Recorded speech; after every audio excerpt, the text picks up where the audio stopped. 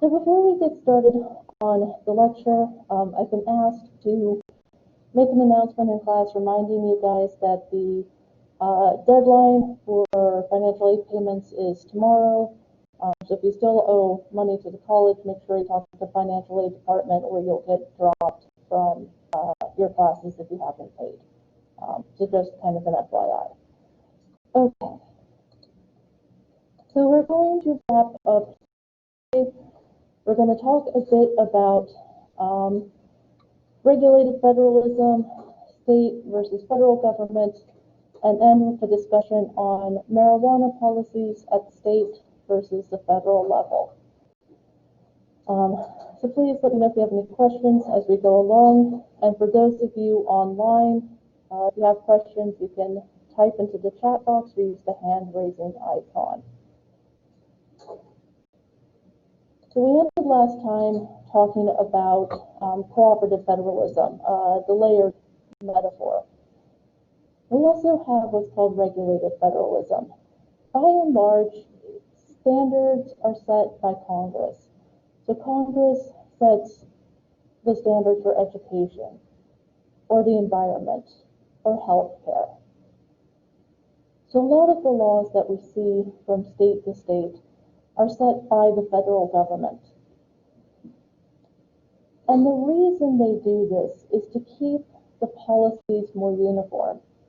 If you're someone who moves from one state to another, you don't want your kid to be behind curriculum-wise when they move to a new school. If you have standard education policies on what they should learn in each grade, the classes, and so on, it's easier for them to adapt. Same with social services. If you're eligible for Medicare in one state, of course you need to be eligible in another state, assuming you meet specific criteria. Also, environmental policy.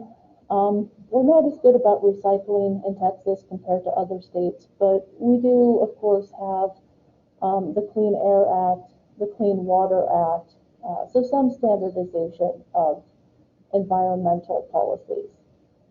So it keeps certain regulations and policies more uniform. So it's not a drastic change if you move from one state to another.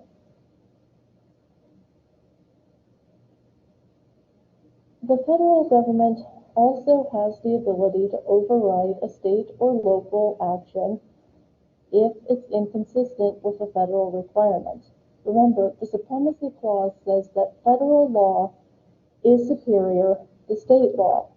So if the state passes a law that's inconsistent with federal law, they can be taken to court over this. And the Supreme Court has had to decide what rights a state has versus the federal government. And there are two interesting examples of this. The first is the FDA drug labeling. In 2006, the FDA had a rule that basically prevented people from suing a drug manufacturer in a state court if you were impacted by a medication. And the Supreme Court overturned that and said you can't preempt state consumer protection laws. There's a reason why drugs have to be labeled. There was a case where a woman was improperly given an injection in her arm and had to have most of her arm amputated. Obviously, if she'd known that was going to be an issue, she might have thought twice about getting the injection. So that's why we have drug labels. It's why they have to give you a pamphlet with the side effects. Or at the end of the commercials where they have to say it may cause liver failure, yellow eyes, death, and so on, right? They're required by law to disclose the problems that medication can have, and give us the right to sue a manufacturer if they lie about their product. The other big case is on physician-assisted suicide. In certain states like Oregon, if a person is terminally ill, they can request help from a doctor to die as painlessly as possible. In 2006, the then Attorney General or sorry, not 2006, 2001, John Ashcroft, who was the U.S. Attorney General, said the Oregon law was illegal. In 2006, the Supreme Court said you can't vacate that law, that the state had the right to decide whether or not physician-assisted suicide should be legal.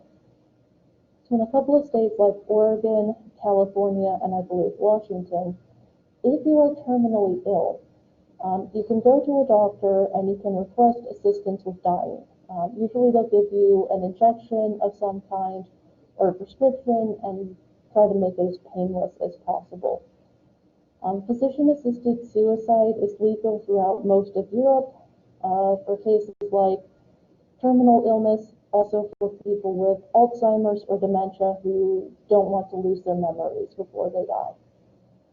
So the court hasn't said it's completely illegal, but they haven't said it's illegal either. So it's up to each state to decide if they want to allow for physician-assisted suicide.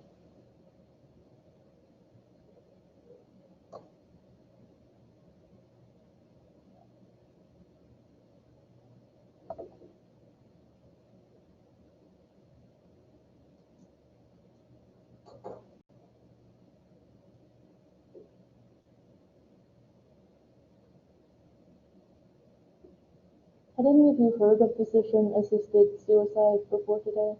You knew anything about it? There's one in Canada where there's a doctor that wanted to do that. I don't know if Canada want to do it. I haven't seen about it. I don't know if it was exactly what it was, but I know that Canada has some laws that do it. There's a doctor that was. Okay. Yeah. There's a doctor here in the U.S., Dr. Kevorkian, who performed it in Oregon where it was legal, and then he went to Michigan and performed it where it was illegal, and he went to jail. But he pretty much always said he never regretted helping people with the right to die. So that's interesting. Yeah, I think in parts of Canada it might be legal, just like parts of the U.S., but not everywhere. Yeah. Okay. Another issue that comes up is the amount of money Congress gives for policies states have to enact. And sometimes what Congress will do is pass what's called an unfunded mandate. Basically, this is where they pass a new law or regulation, but the states have to pay for it. This is where Congress does not fund a particular regulation or law. So a famous example of this is the 1973 Rehabilitation Act. Basically what this did is it said to the states, you have to provide equal access for the disabled in public transportation. So you have to have wheelchair lifts on buses, ramps, elevators for subway stations in major cities like New York and Boston. But they also said the states had to pay for it themselves. So the states were going to have to spend almost $7 billion over 30 years to fully meet this mandate. And in the 1980s, Congress went on a bit of a spree where they kept passing unfunded mandates on the states. And it was going to cost the states between $9 to $12 billion. And so, of course, the states started pushing back. You know, how can you expect us to pay for all of this on top of everything else we have to do?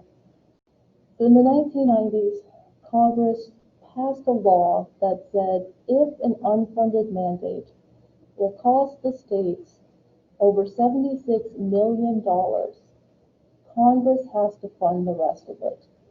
So they can't just pass legislation and pass the cost on to the states. Because most of it the states can't afford to do without federal help. So there's a cap on how much they can make the states spend out of pocket. We've also seen states suing over part of the Affordable Care Act. When it was passed, there was a provision that states had to expand their Medicaid coverage, or they would lose their existing funding. So 26 states sued, saying you're trying to force us into essentially an unfunded mandate. And they won. The Supreme Court sided with the states and said you cannot force them to expand Medicaid. So of those 26 states, 19 of them chose not to expand Medicaid coverage, and Texas was one of them. So if the government goes too far, the states will push back, and sometimes the courts will side with the states, and sometimes not.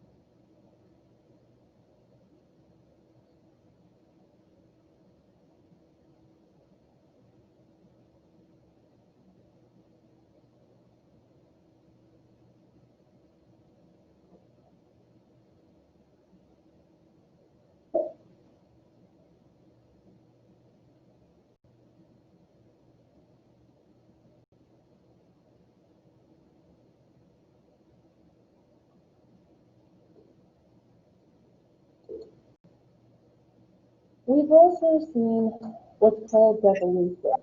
The federal government provides for all of the responsibility all of the time. So it transferred some responsibility to the state. It said, we'll give you the money, you take care of the policy. And the kind of devolution is the block grant. The federal government might say to Texas, here's $2 billion for education. Then Texas gets to decide how to spend that money based on their current needs. Because obviously Congress can't know what education policies are needed, California versus Texas, and so on. So it gives them more flexibility, more of an ability to spend the money where they need to. Another example of this is general revenue sharing. We all pay federal income tax from our jobs. That money is collected by the government and redistributed to the states as needed. Then the states decide how they're going to spend that money. So Texas is given a certain amount of all the tax income collected, all the income tax collected. And then Texas decides where that money is going to be spent. Texas also has control, for example, over state sales tax and property taxes. So the state can take the money collected within the state and redistribute it as necessary. So Illinois can collect a sales tax and then give some of the money to poorer school districts in the inner cities of Chicago, for example. So it gives them more flexibility on where they can spend the money. But to quote Spider-Man, with great power comes great responsibility, right? If you're going to give control to the states, you need to make sure they're actually following the rules. And that hasn't always been the case. They gave Mississippi money for child care, and the state workers spent it on office furniture. They bought salt and pepper shakers that were $37 for a set. The money didn't go where it was supposed to, right? It wasn't designed to buy them office furniture and ridiculously overpriced salt and pepper shakers. So accountability has to be built in as well. You have to make sure the money's going where it's supposed to. So on the one hand, it's good because the states have more flexibility. On the other hand, if they're not very responsible with the money, that's a problem as well.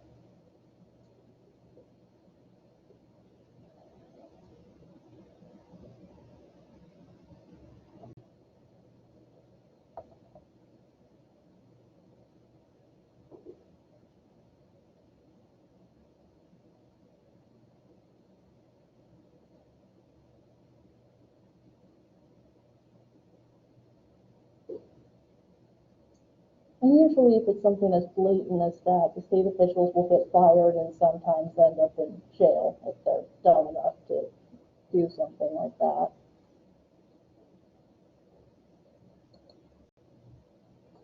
Okay, we've also seen welfare and social programs being given to the states.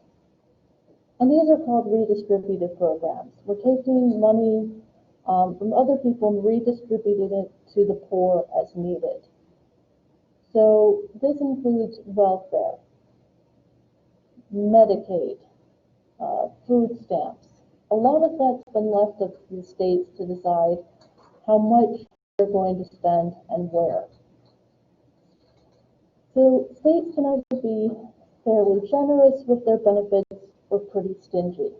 And what we tend to see happening more often than not is what's called a race to the bottom. If one state cuts its welfare spending, the neighboring states do so as well. Because if Texas cuts welfare spending, New Mexico doesn't want Texas poor people moving there to take advantage of their welfare system. So usually if one state cuts benefits, the next state does as well. There are some exceptions to this. Minnesota, for example, has actually increased its welfare benefits when Wisconsin cut theirs.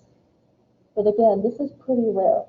Most states, if one cuts benefits, the others do, so they don't end up with more poor people in their state draining the resources. Over time, we have seen welfare reforms where there were limits on the amount of time you can be on welfare, work requirements, and so on. So the number of people on welfare rolls has declined by half, but that doesn't mean people are getting out of poverty. All it means is the states are spending less on welfare, not that people are getting out of poverty. In some cases, yes, the work programs have helped people to get out of poverty.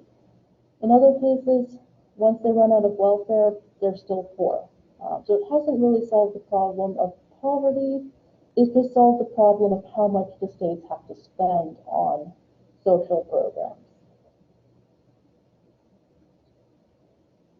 And there are times when the federal government can force the states to comply with federal law. In the 1970s, there was a global oil crisis. The production of oil plummeted. There were lines around the block to get gas. Gas stations in the U.S. would actually run out of gasoline. They would tell you what day you were allowed to buy gas, and you could only go on that day.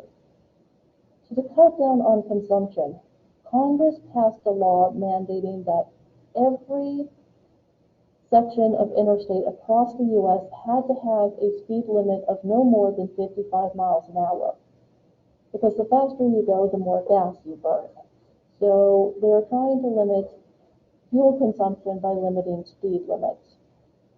And they were able to get the states to comply by telling them, you won't get money for your highway system unless you set the speed limit at 55.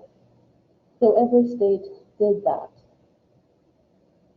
And then in the early 1990s, when the crisis was over, states were then able to set the speed limit to whatever they want. Which is why you can go really fast in Texas and not so much in other states. We also, of course, have the minimum drinking age of 21 has been set by the federal government. At the end of the 70s, they wanted to crack down on drunk driving, drinking on college campuses, so they forced every state to set a drinking age of 21. So ironically enough, we went from 18 to drink and 21 to vote to 18 to vote and 21 to drink. So it's why there isn't a difference in the drinking age across the states.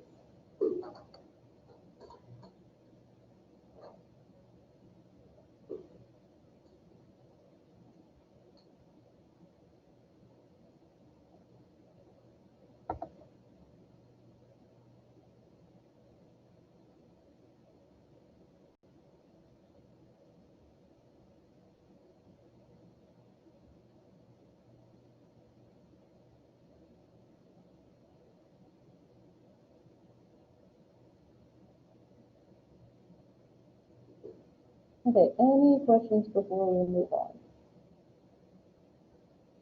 No, good. Okay, any questions online?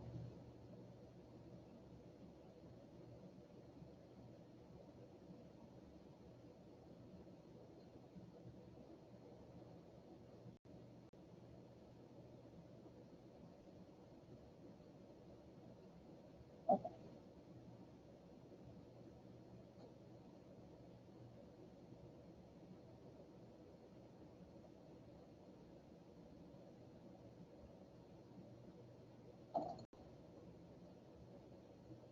Okay, so in terms of federalism today, when George W. Bush was campaigning for presidency, he campaigned on the platform of decreasing the size of the federal government.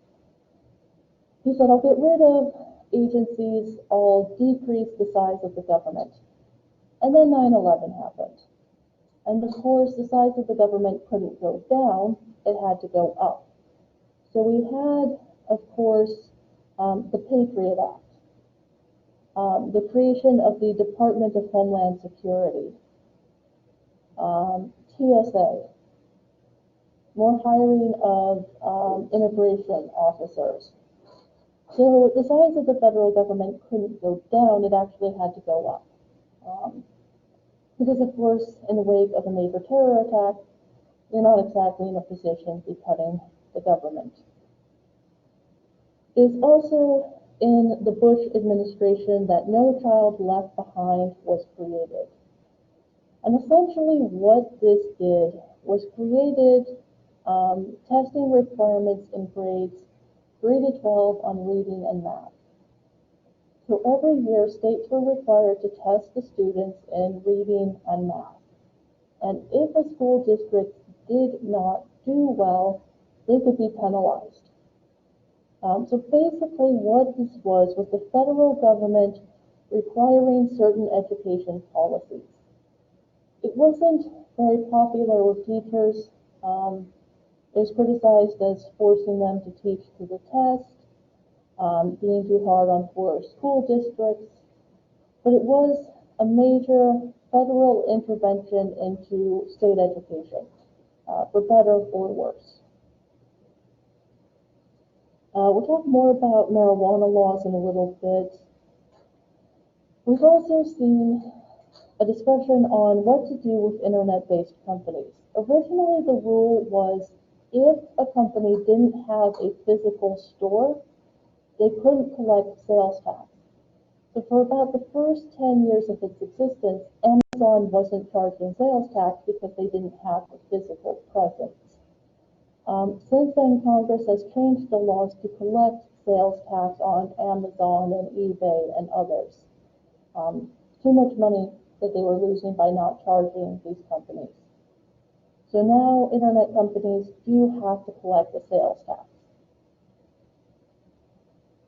We've also seen some challenges on immigration with the infamous Arizona SB 1070. Arizona decided to pass a law trying to deal with illegal immigration, and there were two controversial parts to it.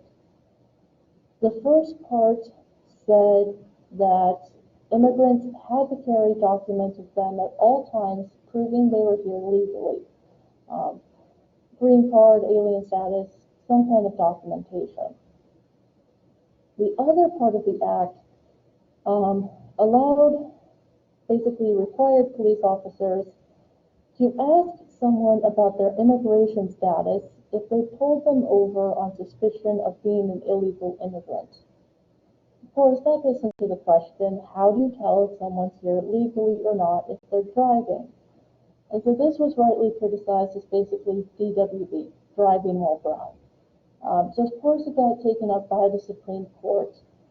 And the Supreme Court struck down the mandated carrying of identity, saying that's an undue burden on immigrants. We don't require citizens to show proof of citizenship. Why should we make immigrants? They also said you can't just pull someone over on suspicion of being an illegal immigrant. But if you pull them over for something like running a red light, then it's okay to ask them their immigration status and to check on it if you suspect that they're maybe not here legally. The part of the act got upheld and the rest of it got overturned. And there was a lot of anger towards Arizona for this law. People started boycotting goods made in Arizona.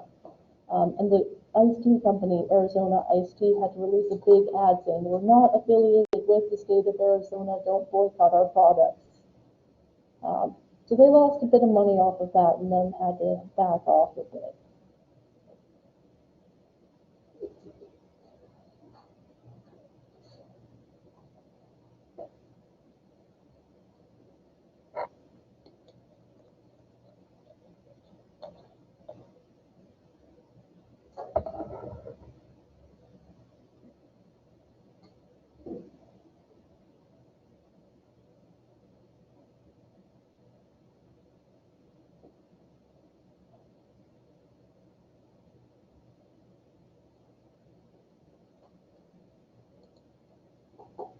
All right, there's also a bit of controversy about the Dreamers. It started really in the Bush administration, and the Obama administration carried it over, where there's a plan to grant a path of citizenship to children brought to the U.S. illegally. If you're 4 years old, it's not like you have a choice in crossing the border illegally from Mexico, right? So the idea was, if you were brought here illegally as a child, and you've never been convicted of a felony, you've followed the law most of your life, and you should be able to get on the path to citizenship through getting legal immigration status. It also allowed for these children to go to state colleges.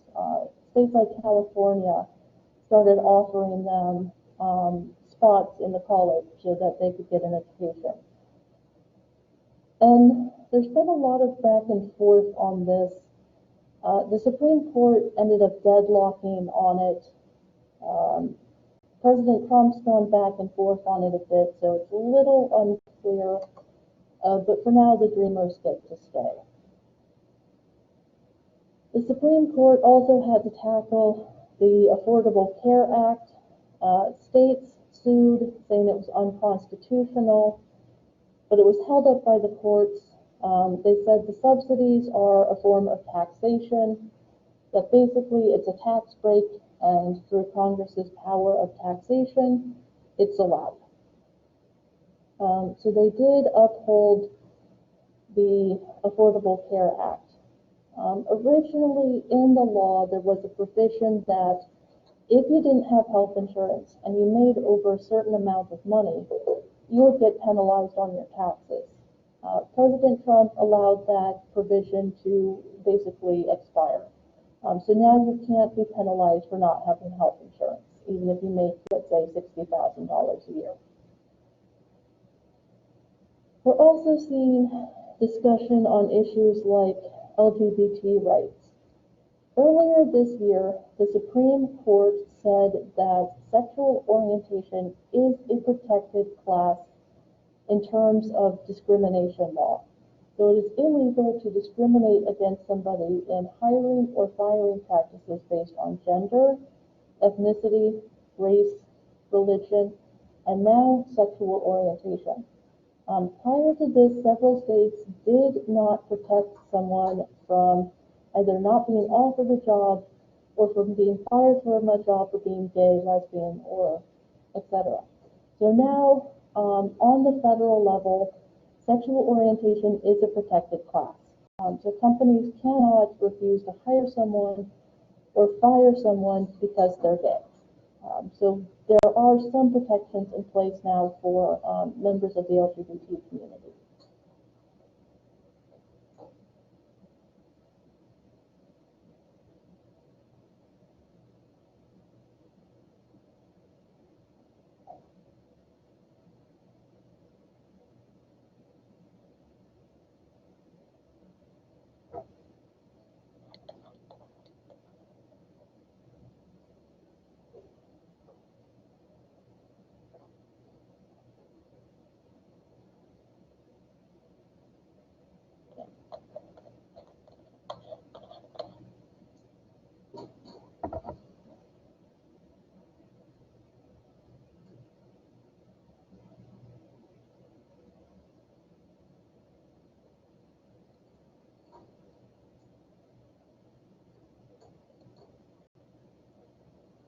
We've also seen what's called preemption by both the federal and the state governments.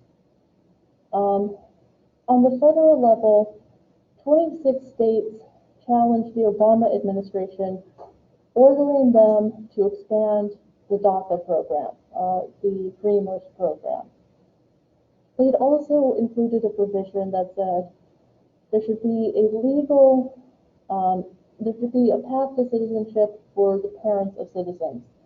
So if your parents came here from Mexico illegally, but you were born in the U.S., basically the idea was let's create a path to citizenship for these parents as well. Because if you deport the parents back to Mexico, who's going to take care of the kid, right?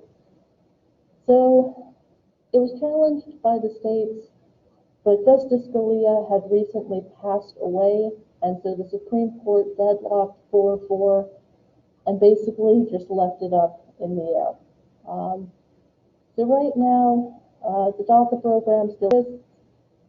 What's going to happen after this year's election, who knows? There might be changes, there might not. It's kind of up in the air.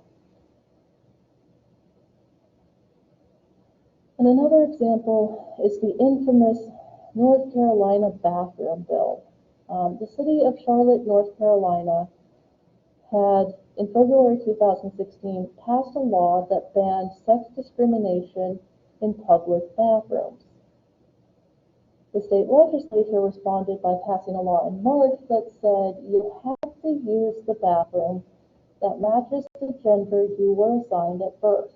So if you are a transgender woman, you have to use the men's restroom. Transgender man, you have to use the women's bathroom. Obviously, this was going to cause a lot of controversy, right? Safety issues. If you are a transgender woman, how safe is it to go into a men's room, right? And vice versa.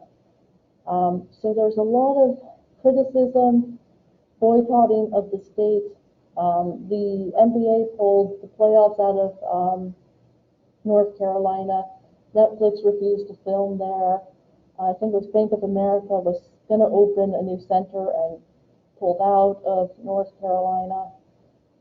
Eventually, a new governor was elected, and they overturned that state law. So for the most part, you're going to use the bathroom that matches the gender you identify with. Transgender women will use the women's bathroom, transgender men the men's bathroom. We've also seen the creation of gender-neutral stalls for people who might feel more comfortable just going into a private bathroom compared to a public one. There's also a debate in Missouri. The city of St. Louis increased the local minimum wage to $10 an hour because of the high cost of living. The state legislature then overturned that law, saying it would be bad for business.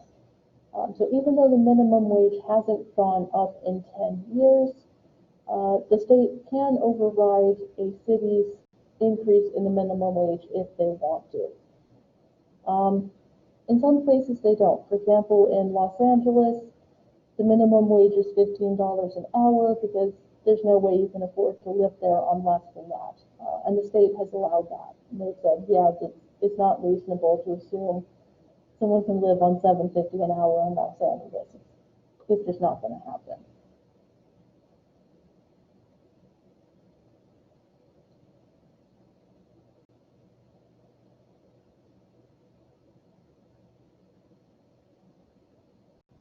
And also, FYI, there is no state in which someone making the minimum wage can afford a 2-bedroom apartment at this point. Yeah, no state exists where that's possible.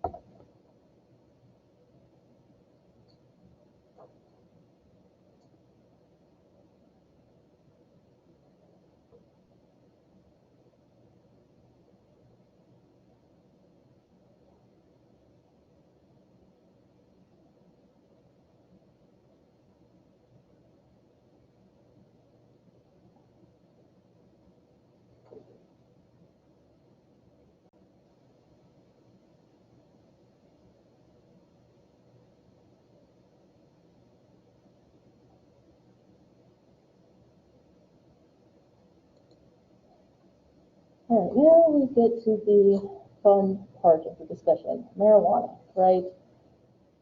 Big difference between the federal and the state government policies on marijuana. On the federal level, marijuana is considered a Schedule I drug. Essentially, the federal government has said marijuana is highly addictive and has no medical purpose. It's classified with drugs like heroin, peyote, LSD, ecstasy, and GHB, also known as the date rape drug. So it's considered one of the worst drugs on the federal level. And the courts have said that the federal government can prohibit marijuana for any and all purposes. In the Gonzalez case, California had legalized medical marijuana in 1996. And a couple of cancer patients who had marijuana to help with their cancer ended up having their houses raided by the DEA, and their marijuana was seized from them. So they sued, and the court said, look, the Commerce Clause does give the right to the federal government to outlaw marijuana. At the same time, the court did not overturn the state medical marijuana law. So essentially what they said was the federal government has the right to prohibit it, but we're not going to say that you don't have the right to pass a law on the state level. And during the Obama administration, the attitude of the government was essentially, you know what, medical marijuana cases, they're not a priority for us anymore. We should focus on other issues. We should be going after other drugs, other crimes. So they issued a memo, and they told state prosecutors, you know what, this just isn't a priority for us. Focus on other issues. Focus on other crimes. So they essentially said, you know what, we're going to leave it up to the states, and we're just going to stay out of this for now. However, on the federal level, there are mandatory minimums for sentencing for marijuana and other hard drugs. So, if a person is convicted of possessing or selling marijuana, they have to serve 85% of their sentence before they can be considered for parole. Also, if they are convicted of cultivating 100 pot plants or possessing 100 kilograms, it's a mandatory minimum 5-year jail sentence. And that goes up to 10 if they've been convicted of a previous crime. So mandatory minimums don't give the judge discretion when it comes to issues like possession or selling. And mandatory minimums have also been rightly criticized as being racist. The penalty for powder cocaine is significantly less compared to crack cocaine. But in the 80s, white people were using powder cocaine, African Americans were using crack cocaine. The mandatory minimums are partly why we have such a high percentage of minorities in jail. Because the judge doesn't have discretion on sentencing, and because the penalties are harsher for certain types of drugs.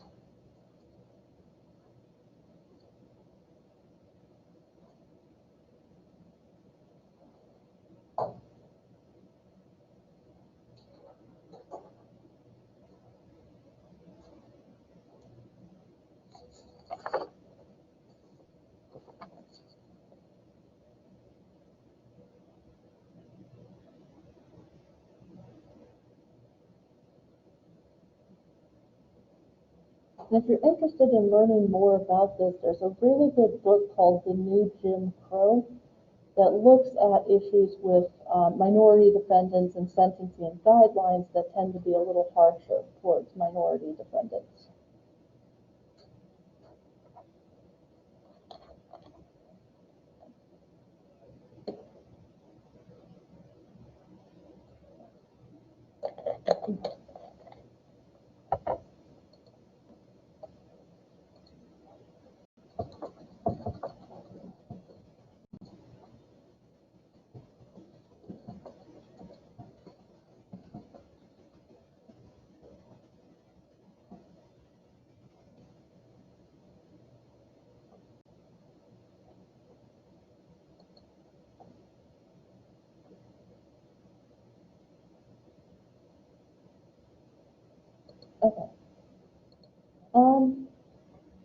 In terms of marijuana at the state levels, medical marijuana is legal in 33 states. These include states like Michigan and Florida that recently legalized medical marijuana. Medical marijuana is very, very highly regulated. You have to go to a doctor who is allowed to prescribe medical marijuana. You have to have a certain medical condition like chronic seizures, PTSD, cancer, and so on. If you are given a prescription, you then go to a licensed dispensary. You have to show your prescription and your license to the camera before they let you in. And if you're with your family, only you are allowed to go into the dispensary. So it's very highly regulated, very highly controlled. Recreational marijuana is legal in 8 states and Washington, D.C. This includes California, Massachusetts, Washington, Oregon, and Colorado. In states where medical marijuana is, in states where recreational marijuana is legal, the only requirements are that you have to be 18 years old and you have to show your license. Otherwise, there's no real regulations. You can walk into a dispensary, buy something, and walk back out. And states like California have also introduced delivery. So basically, you can get DoorDash for pot, which is smart when you think about it, right? Because if you're going to get stoned, you might as well have someone bring it to you rather than, start lighting up in the car. Yeah, DoorDash for pot. Someone really thought that one through. However, you cannot transport marijuana across state lines because that becomes interstate, which becomes federal. So if you buy marijuana products in Boston and you're coming back to Texas, don't even think about it, right? You get caught at TSA, it's a federal crime and you're in trouble. So don't even think about trying to bring it across state lines. This also applies even if you're transporting marijuana between states where it's legal. If you're going from California to Oregon and you get caught, it's a federal crime. So you can't even transport it between states where it's legal, only within the state. Either you have to be very, very good at hiding it or you shouldn't even try it. Because if you get caught, it's a federal crime, which means an even harsher sentence, so not worth the risk.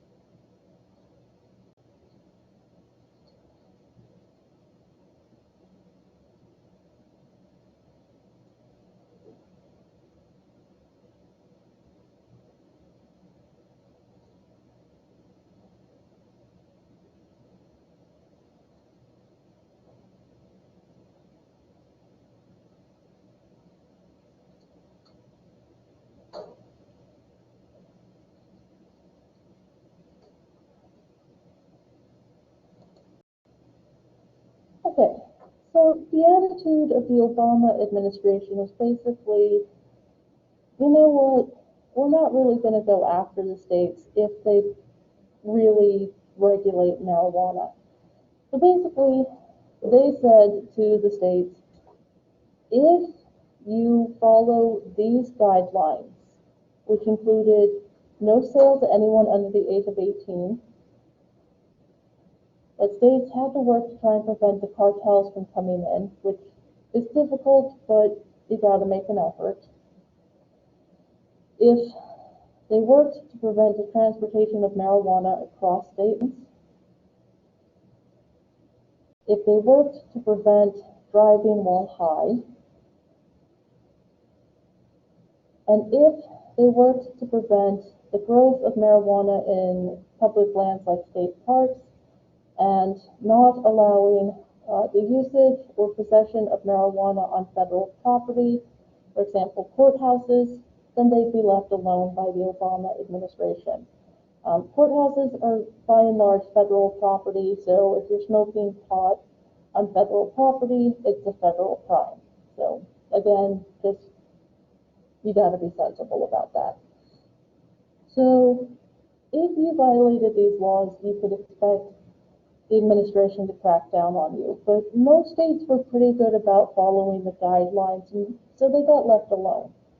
In California, it's pretty highly regulated. You have to apply for a permit. There's regular inspections to make sure it's not an illegal growth, if you're following policies on pesticides, things like that. What's your opinion on how it's legitimate, but they don't allow like funding, like you can't go to a bank, there has to be cash, like it's so hard to get into business. It is, yeah. It's very lucrative too, yeah. Yeah, you can make a lot of money off of it, but there's still issues with illegal growers. I think today there was a shooting when law enforcement went to crack down on an illegal marijuana farm in California. There's still some people who would rather be outlaws and not, follow the rules and grow it illegally. And there's a place in California in Humboldt County where they've had a high disappearance of people who were working on marijuana farms before it was legal, and there's a high crime rate up there. There's a lot of people who don't really care for the law, and so they just kind of take matters into their own hands. The Trump administration, that's been a different story. Former Attorney General Jeff Sessions hates marijuana. I mean, hates it. This man is like, it's completely addictive. I'll never legalize it. We're not going to allow states that have marijuana laws. He came down hard. And basically was like, we're not going to let this happen. Then he resigned, and we got William Barr, and his attitude's been a bit more moderate. Basically, he said, look, if states are going to follow the guidelines the Obama administration set up, we'll leave them alone. It's fine. It's not a priority for us. He doesn't want marijuana necessarily to be legalized by an administration. His attitude is that it should be Congress or the Supreme Court who decides this. So there's been a little bit more flexibility. And realistically, it may take a Supreme Court decision for Congress to legalize marijuana on the federal level. The Supreme Court could say that marijuana has medicinal purposes, and then that would be basically allowing for medical marijuana. Or Congress could reclassify marijuana not as a Schedule 1, but a Schedule 2. So they could say, you know what, marijuana does have medical properties, and it needs to be in the same categories as opiates and other drugs that are considered somewhat addictive, but having some kind of medical properties. This research largely has shown that there are valid medical uses for marijuana. That it can help with people with chronic seizures, people with PTSD. It can help cancer patients get their appetites back during chemo. It can help with glaucoma, things like that. So they are starting to find that medical marijuana does actually provide some benefits. So maybe we'll get lucky in the next 10 years or so, Congress will reschedule marijuana from a Schedule 1 to a Schedule 2 and open the door for medical marijuana.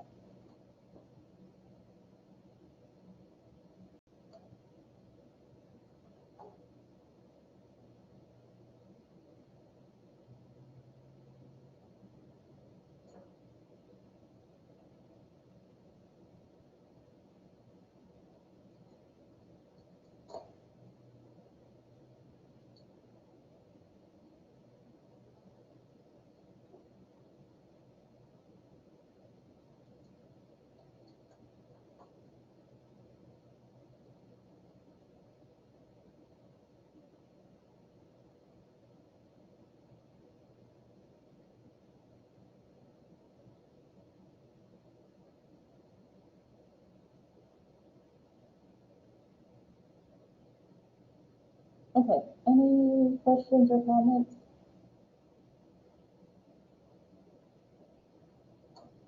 What do you guys think? Do you think marijuana should be legal, partly legal, illegal, completely illegal, or, okay.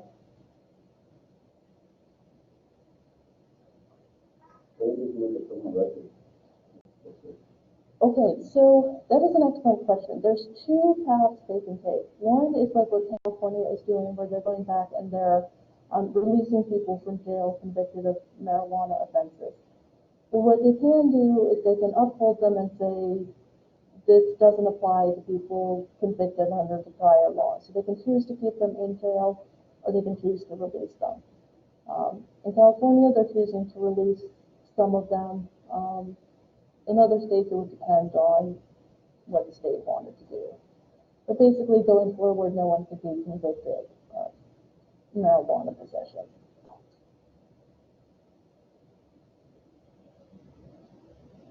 And the big advantage of marijuana is it does make a lot of money for the states. Colorado, within I think the first 2 years of legalizing recreational marijuana, made something like $2 billion, $3 billion in sales tax on marijuana. And put that money back into the schools, back into education. So it can be a big money maker for states, kind of like cigarettes, right? You keep them legal, but you tax them. That's been the policy of some states. It's legal, but we're going to tax it quite a bit. Yeah. Yeah, to add to your point, Eileen, in the last legislative session, our state legislature was actually looking at legalizing medical marijuana because they got lobbied by the veterans group saying this is so much better for PTSD than all of these psychotropic drugs. It would be so much better. So they're actually looking at legalizing it medically. They didn't get around to it in 2019, but maybe they'll get around to it in 2021 because they were facing lobbying from a group they weren't expecting, veterans. And it's kind of hard to argue against veterans, right? If they come to you and they're like, hey, this would actually help us, kind of hard to say no. So maybe in the next legislative session we'll get lucky and they'll legalize medical marijuana here in Texas. Yeah, and I think it's just going to be a benefit to the state. It does. It makes a lot of money. So profit-wise, I mean, the money's there. Sorry, I mean, we can't hear you. Were you saying something? Oh, can you hear me now?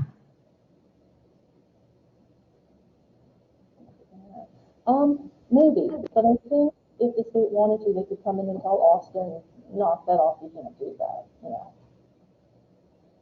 I know what they did in Massachusetts when I was living in Boston in 2008, this would have been. They passed a ballot initiative decriminalizing a certain amount of marijuana. If you had under 2 ounces, it was like a fine or something instead. So some states are looking at that too, decriminalization. Which would also make sense. I mean, obviously, if you've got less than 2 ounces, you're probably not trying to sell it, right? It's for personal use, so might as well maybe pass a fine or say, yeah, okay, this isn't possession with intent to distribute, so we'll let this slide.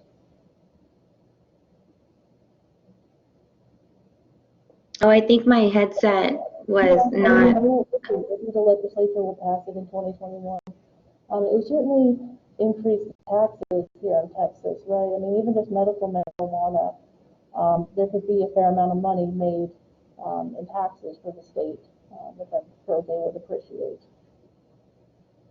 So we'll see. I mean, maybe.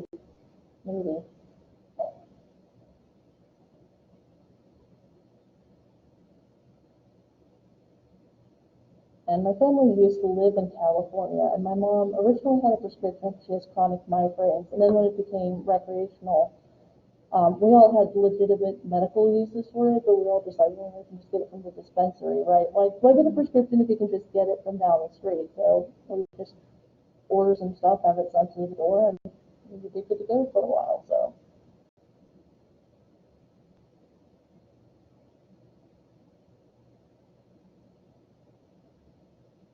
yeah, I don't know, we'll see. We'll see if there's, what if it's generational? I mean, the people who came of age in the 60s with the massive drug experimentation and stuff have a very different opinion of it compared to like young people.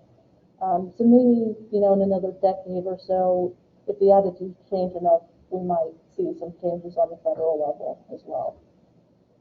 And I don't know if Biden, I don't know what his policy is on marijuana. It'd be interesting to see what he says about that in a debate, or if he happens to get elected, what his attitude will be on it.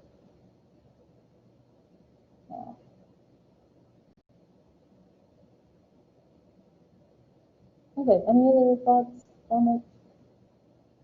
No? Okay. We're going to start on civil liberties on Thursday. That's actually one of my favorite chapters because there's really good discussion, and I also kind of like to reinforce the rights that you have through civil liberties. So we'll cover the first half of chapter 4 on Thursday. Of course, you all will be online, and the other half will be in the classroom. And again, these lectures are recorded, so if you can't be online during class time, the video will be available on YouTube by the end of the day. Okay, any questions? Anything? No? Okay, well, thank you for